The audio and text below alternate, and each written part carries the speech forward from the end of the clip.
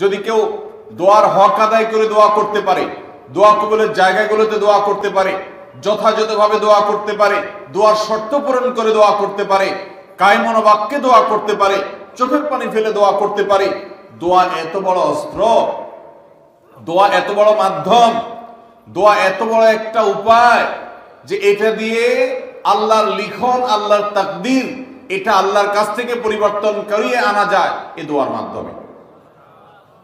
অথচ এই দোয়াও আমরা বেশি মানুষ করতে পারি না। আমরা হুজুরদের দিকে চায় থাকি যে হুজুরদের সাথে আমরা শুধু আমিন আমিন বলবো, নিজেরা আল্লাহর কাছে দোয়া করবো এটা আমরা জানি না। অথচ আল্লাহ বলেছেন উদউনি আস্তাজিব লাকুম, তোমরা আমার কাছে দোয়া করো, আমি তোমাদের দোয়া কবুল করব। অতএব ভাইরা আমার, আমরা আল্লাহ রাব্বুল আলামিনের কাছে আমাদের ভাগ্যে যেন ভালো কিছু লেখা হয়, সেজন্য আল্লাহর কাছে বেশি বেশি করে দোয়া করব। এবং আমাদের তাকদীরে যদি কোনো ক্ষতিকর কিছু থাকে তো সেটা যেন আমাদের ক্ষতি না করে আল্লাহ রাব্বুল আলামিন যেন আমাদের প্রতি রহম করেন, এই মর্মে আমরা যদি দোয়া করি তো দোয়ার মাধ্যমে আল্লাহ তাআলা তাকদীরও পরিবর্তন করে। অবশ্য তাকদীরের মধ্যে দুইটা প্রকার আছে, একটা তাকদীরে মুবরাম আর একটা তাকদীরে গায়রে মুবরাম। তাকদীরে গায়রে মুবরাম যেটা, সেটা তাকদীর দোয়ার মাধ্যমে ফয়সালা আল্লাহ পরিবর্তন করেন।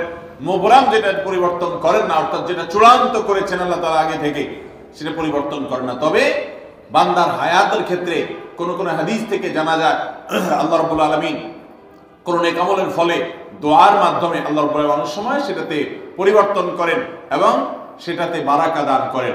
অতএব আমাদেরকে তাকদীর, ভাগ্য যেন সুপ্রসন্ন হয়, আমাদের নসিব যেন ভালো হয়, আল্লাহ যেন ভালো কিছু দান করেন, সেজন্য শবে বরাতে রাত ভরে ইবাদত বন্দিগি এই জন্য নয়, বরং আমাদের ভাগ্যে ভালো কিছু হওয়ার জন্য বছর জুড়ে আমাদেরকে নেক আমল করতে হবে। এক রাত ইবাদত বন্দেগি করলেন, সারা বছর কোন নফল নামাজ, ফরজ নামাজ, অন্যান্য ফরজ কাজ করলেন না, আর আপনি আশা করলেন যে আল্লাহ আপনার জন্য ভাগ্যে ভালো কিছু লিখে দিবে, এটা সঠিক নয়। আর ভাগ্যের নির্ধারণটা মূলত লাইলাতুল কদর, এটি বোঝা যায় সূরা দুখান থেকে, অন্যান্য সূরা থেকে।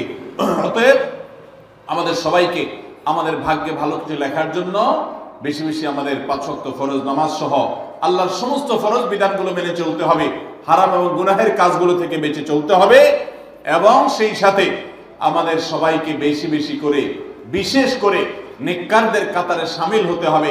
আমি যত বেশি নেককার হতে পারবো, ওই যে নামাজে আত্মীয়তার মধ্যে নেককারদের দোয়া পাবো, আমার প্রতি শান্তি আল্লাহর এমনি বর্ষিত হবে। এবং দ্বিতীয় আমল হলো বেশি বেশি করে আত্মীয় স্বজন, রক্ত সম্পর্কীয় যারা, তাদের সাথে বিশেষভাবে সুসম্পর্ক বজায় রাখতে হবে। সম্পর্ক নষ্ট করা যাবে না, সম্পর্ক ছিন্ন করা যাবে না। এবং তৃতীয় আমল হলো বেশি বেশি দোয়া করতে হবে। এই তিনও আমল যখন আমরা একযোগে চালাবো, একদিক থেকে সাধারণ সব নেক আমল করব, বিশেষভাবে আমি আত্মীয় স্বজনের সাথে সম্পর্ক বজায় রাখার চেষ্টা করব, এবং আল্লাহর কাছে দোয়ার আমলটা বেশি বেশি করব, বরকত নাজিল হওয়ার মতো কাজগুলো বেশি বেশি করব।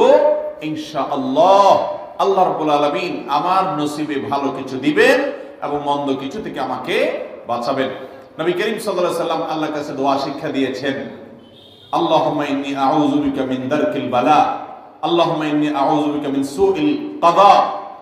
আল্লাহ, আপনার কাছে আমার ভাগ্যের ক্ষতি থেকে আমি আপনার কাছে পানা চাই। অর্থাৎ আমার তাকদীরে, কাজার মধ্যে যদি কোনো ক্ষতিকর কিছু আপনি লিখে থাকেন, তাহলে সেই সুউল কাজা, এটা থেকে আমি আপনার কাছে পানা চাই। অতএব এই মর্মে আল্লাহর কাছে যত বেশি আমরা দোয়া করব, আল্লাহ রাব্বুল আলামিন আমাদেরকে তত বেশি হিফাজত করবেন। আল্লাহ তাআলা আমাদের নসিবে দুনিয়া এবং আখিরাতে, ইহকালে এবং পরকালে ভালো কিছু লেখেন, আমাদের নসিবে যেন ভালো কিছু হয় সেই তৌফিক আল্লাহ তাআলা আমাদেরকে দান করেন। আমরা সবাই আমলগুলো করবো তো ইনশাআল্লাহ। আল্লাহ আমাকে, আপনাকে, আমাদের সবাইকে আমল